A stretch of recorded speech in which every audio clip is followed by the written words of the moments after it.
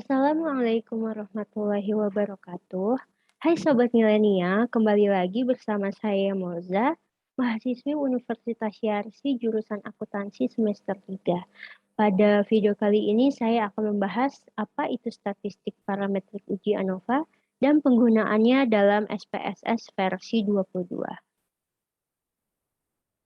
Uji ANOVA atau Analysis of Variance merupakan pengujian dengan menganalisis varians. Bedanya sama uji beda itu apa? Di uji beda, sampel yang digunakan adalah satu atau maksimal dua sampel. Sedangkan di uji ANOVA, sampel yang digunakan adalah lebih dari dua. Uji ANOVA terbagi menjadi dua, yaitu one-way ANOVA atau uji ANOVA satu arah dan two-way ANOVA atau uji ANOVA dua arah. One-way ANOVA digunakan untuk menguji apakah ada perbedaan rata-rata lebih dari dua variabel yang bersifat bebas satu sama lain. Untuk two-way ANOVA yaitu digunakan untuk mengetahui apakah terdapat perbedaan rata-rata antara lebih dari dua grup sampel. Di uji ANOVA ini kita akan dipertemukan dengan tabel Test of Homogeneity of Variance. Pada tabel ini kita ditujukan untuk melakukan uji kesamaan homogen. Hal ini menjadi salah satu syarat untuk melakukan uji ANOVA satu arah apabila data mempunyai varians yang sama. Pengujian ini dilakukan dengan membandingkan nilai signifikasi pada nilai sig dengan nilai signifikasi yang digunakan di SPSS secara default, yaitu menggunakan nilai signifikasi 0,05. Pedoman dalam pengambilan keputusan berdasarkan nilai signifikasi hasil output SPSS adalah sebagai berikut. Pengujian dilakukan terhadap varians apabila nilai signifikan lebih besar daripada 0,05, maka data tersebut mempunyai varians yang sama. Sebaliknya, jika nilai signifikan lebih kecil daripada 0,05, maka data tersebut mempunyai varians yang berbeda. Selain tabel test of homogeneity of variance, kita akan dipertemukan dengan post hoc test. Post hoc test ini digunakan untuk mengetahui variabel mana yang memiliki perbedaan yang signifikan. Cara menganalisanya adalah dengan melihat ada tidaknya tanda bintang pada kolom mean difference. Tanda bintang tersebut menunjukkan adanya perbedaan mean yang signifikan. Baik, kita lanjut ke one-way ANOVA. Di sini ada contoh kasusnya. Mahasiswa FK Angkatan 2018 ingin melakukan pengujian efek dari 3 macam merek obat penurun tekanan darah terhadap 3 kelompok pasien. Sebuah penelitian dilakukan dengan mengambil sampel pasien yang dikelompokkan menjadi 3 sesuai dengan merek obat yang diminum, di mana kelompok pasien 1 yaitu pasien peminum obat merek X, kelompok pasien 2 yaitu pasien peminum obat merek Y, dan kelompok pasien 3 yaitu pasien peminum obat merek Z. Berikut adalah tabel contoh kasusnya. Lalu hipotesis dan kriteria dalam penggunaan contoh kasusnya yaitu di mana H0 rata-rata tekanan darah orang peminum obat X, obat Y, dan obat Z adalah sama. Sedangkan HA rata-rata tekanan darah orang peminum obat X, obat Y, dan obat Z adalah tidak sama atau terdapat perbedaan. Lalu untuk kriteria pada ANOVA, syarat agar diterima atau tidaknya adalah sebagai berikut. Jika signifikannya lebih besar daripada 0,05, maka H0 diterima dan HA ditolak. Sedangkan jika signifikannya lebih kecil daripada 0,05, maka yang diterima itu HA dan yang ditolak adalah H0. Baik, kita masuk saja ke SPSS-nya ya teman-teman. Nah, berikut adalah data yang akan kita gunakan untuk latihan. Nah, di sini karena masih ada angka di belakang 0, mau saya ubah dulu supaya tidak ada. Nah, biar kelihatan lebih rapi. Lalu untuk di variabel kelompok pasien, values-nya kita beri keterangan, di mana satu itu pasien yang meminum obat X. klik add, terus yang kedua yaitu pasien yang meminum obat Y. Klik add lagi, lalu yang terakhir yang ketiga yaitu pasien yang meminum obat Z. Jika sudah dimasukkan semua, kita klik OK.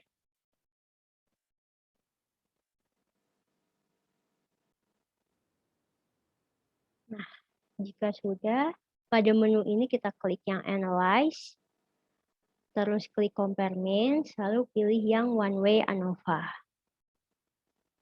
Nah, jika sudah diklik akan muncul tampilan seperti berikut. Untuk di bagian Dependent List, kita masukkan yang tekanan darah, lalu di bagian faktor kita masukkan yang kelompok pasien. Jika sudah, kita klik menu post hoc-nya. Nah, di sini kita pilih yang Bonferroni dan Tukey. Jika sudah, kita klik Continue. Lalu bagian option-nya kita klik yang Descriptive dan Homogeneity of Variance Test. Kita klik Continue lagi. Jika sudah dipilih, kita klik OK.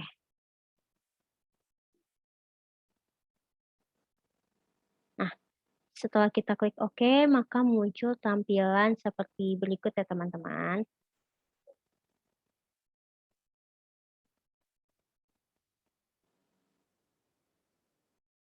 Di sini terdapat tabel deskriptif yang menampilkan mean atau rata-rata, standar deviasi, nilai minimum, dan nilai maksimum. Di sini jumlah sampelnya untuk masing-masing variabel yaitu 7, jika ditotalkan menjadi 21. Di mana pasien obat X memiliki rata-rata tekanan darah sebesar 125 dan pasien obat Y juga sama 125, sedangkan pasien obat Z yaitu 152. Lalu sebelum kita masuk ke tabel ANOVA, perlu diingat bahwa salah satu asumsi ANOVA adalah variansi yang harus sama. Maka kita harus atau perlu melihat tabel test of homogeneity of variance-nya. Di sini nilai signifikasinya yaitu 0,708. 0,708 berarti di atas 0,05 ya teman-teman.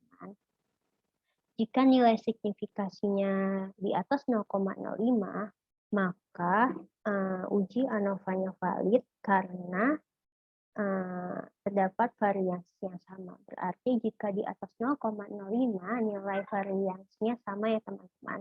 Sehingga uji ANOVA-nya valid. Jika sudah dilihat tabel homogeneity of variance, kita masuk ke tabel ANOVA-nya. Di sini nilai signifikasinya yaitu 0,01, di mana 0,01 ini di bawah 0,05 atau lebih kecil dari 0,05.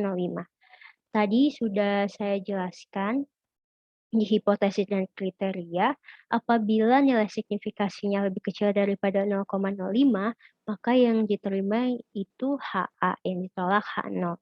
Di mana HA itu rata-rata tekanan darah orang peminum obat X, obat Y, dan obat Z adalah tidak sama atau terdapat perbedaan. Kita kembali ke tabel SPSS di sini. Kita lihat bahwa rata-rata rata-rata tekanan darah pasien peminum obat Z yaitu berbeda dari pasien obat X dan obat Y, yaitu dia 152, sedangkan pasien obat X dan obat X dan obat Y yaitu sama 125. Berarti terbukti ya teman-teman bahwa di sini terdapat perbedaan rata-rata tekanan darah dari ketiga kelompok pasien tersebut.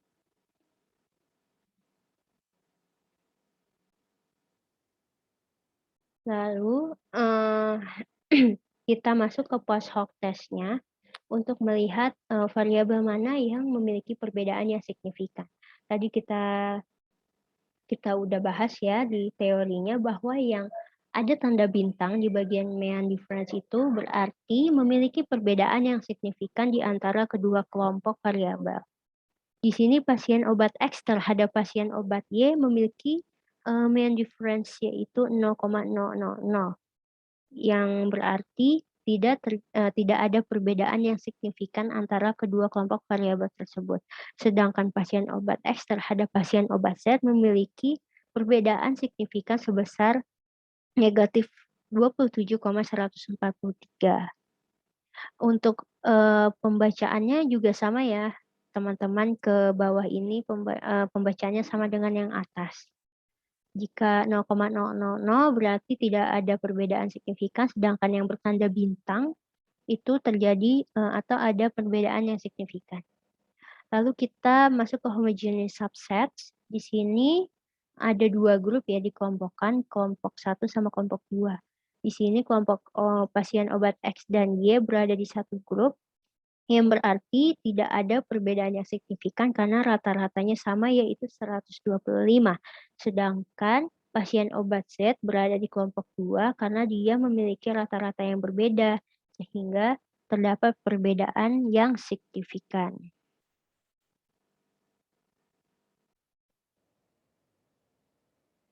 Selanjutnya kita masuk ke two-way ANOVA ya teman-teman. Di sini ada contoh kasusnya. Kita akan menganalisis pengaruh gender dan pendidikan terhadap nilai ujian TPA, di mana ada kelompok 1, kelompok variabel independennya, yang pertama itu gender, kedua pendidikan, dan ketiga ujian. Lalu untuk variabel independen value gendernya yaitu laki-laki ditunjukkan dengan nomor 1, perempuan ditunjukkan dengan nomor 2. Sedangkan di variabel pendidikan, untuk nomor 1 itu SD, 2 SMP, 3 SMA, dan 4 S1. Berikut tabel contoh kasusnya. Kita masuk ke SPSS-nya ya teman-teman. Kita buka datanya dulu. Kita klik ini. Terus kita pilih datanya. Kalian simpan di mana data tersebut. Jika sudah diklik, kita klik open. Nah, ini udah terbuka ya teman-teman. Berikut ada contoh data latihan two-way ANOVA-nya. Di sini ada 3 variabel yaitu gender, pendidikan, dan ujian. Di mana gender ini terdapat value labels-nya di mana laki-laki ditunjukkan dengan nomor 1, perempuan nomor 2. Lalu untuk pendidikan,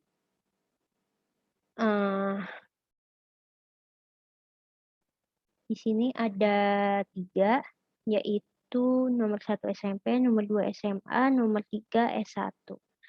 Mohon maaf ya teman-teman, tadi kayaknya ada kesalahan di PowerPoint-nya bahwa hanya 3 value di variabel pendidikan, yaitu SMP, SMA, dan S1. Lalu untuk uji ANOVA 2 arah, kita klik menu Analyze di sini. Lalu kita klik General Linear Model, lalu kita klik Univariate.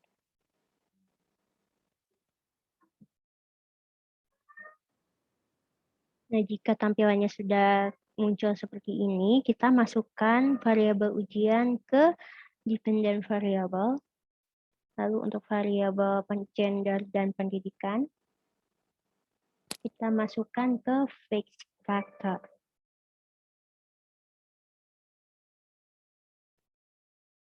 Lalu jika sudah, kita pilih menu plot. Nah, di menu plot ini kita masukkan variabel gender ke horizontal axis dan variabel pendidikan ke straight line.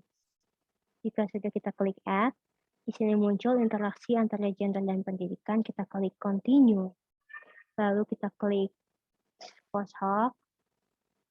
Di sini untuk post hoc test formnya kita masukkan yang variabel pendidikan. Jika sudah, kita pilih yang 2K saja ya teman-teman. Lalu kita klik continue. Untuk bagian optionnya, kita masukkan ketiga variabelnya ke sebelah kanan ya, ke bagian display yang support. Jika sudah, kita pilih displaynya yang descriptive statistik dan homogeneity test. Jika sudah, kita klik continue. Lalu kita klik OK. Baik teman-teman, ini muncul variabel seperti ini ya.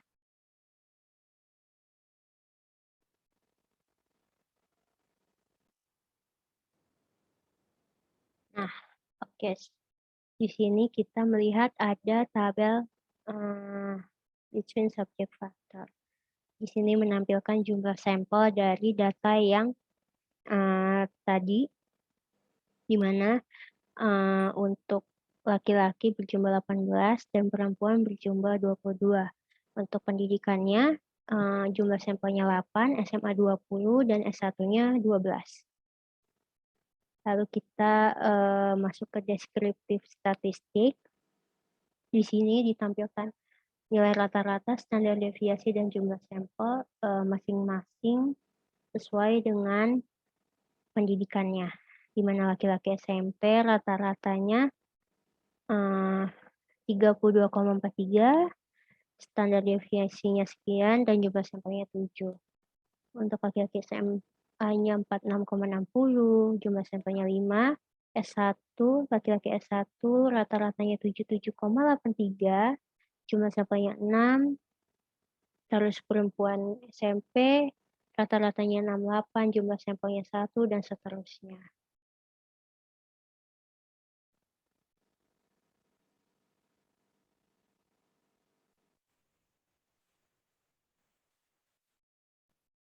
Lalu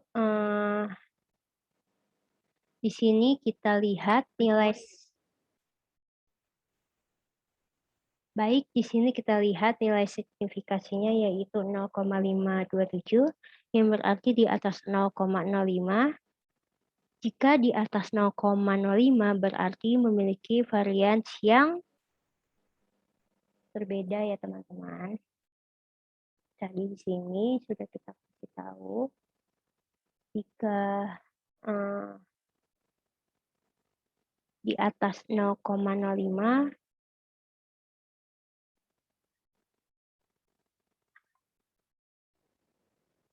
baik teman-teman, sepertinya di sini saya menulisnya kebalik. Seharusnya jika signifikasinya lebih besar daripada 0,05 maka varians tersebut berbeda. Sedangkan jika di bawah 0,05 maka varians tersebut sama ya teman-teman. Baik teman-teman, maaf sepertinya saya sedang pusing jadinya muter-muter ya.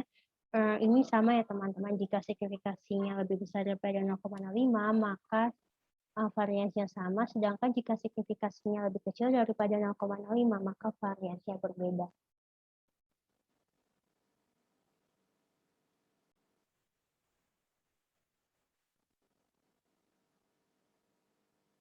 Nah, di tabel ini ditunjukkan bahwa 0,527 itu di atas 0,05 berarti variasinya sama ya teman-teman. Lalu kita masuk ke tabel between subject effects-nya.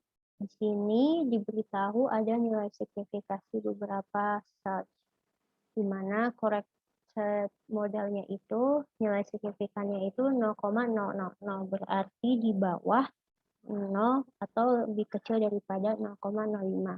Berarti jika lebih kecil, corrected modelnya valid ya.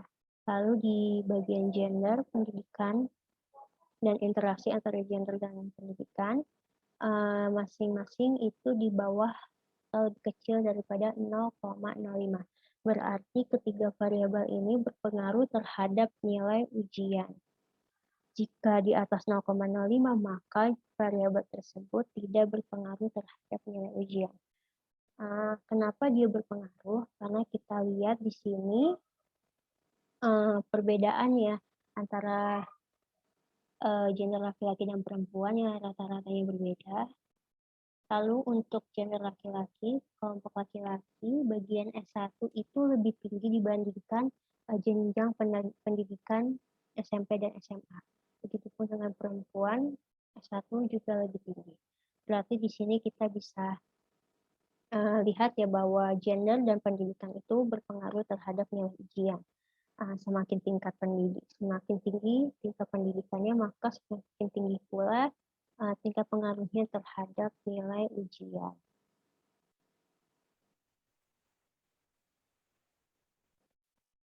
Lalu kita masuk ke coursework-nya. Di sini ada hubungan antara interaksi SMP dengan SMA, di mana terdapat perbedaan yang signifikan, yaitu negatif 23,63. Lalu SMP ke S1 terdapat perbedaan signifikan juga ya teman-teman, yaitu negatif 36,88. Lalu SMA ke SMP memiliki perbedaan yang signifikan juga, begitupun seterusnya. Jika ada tanda bintang berarti ada perbedaan yang signifikan. Lalu di homogeneous subsets, di sini kita lihat bahwa SMP, SMA, dan S1 masuk ke grup yang berbeda, kelompok 1, kelompok 2, dan kelompok 3. Karena masing-masing memiliki perbedaan yang signifikan. Dilihat dari rata-ratanya ya teman-teman. Baik, kita sudah selesai di video tentang statistik parametrik. Mohon maaf bila ada salah kata atau muter-muter karena bingung juga ya teman-teman, karena materi statistik parametrik ini menurut saya itu lebih rumit dari materi sebelumnya yang sudah saya beritahu. Sekian dari saya, kurang lebihnya mohon maaf. Wassalamualaikum warahmatullahi wabarakatuh. Sampai jumpa di video selanjutnya ya teman-teman.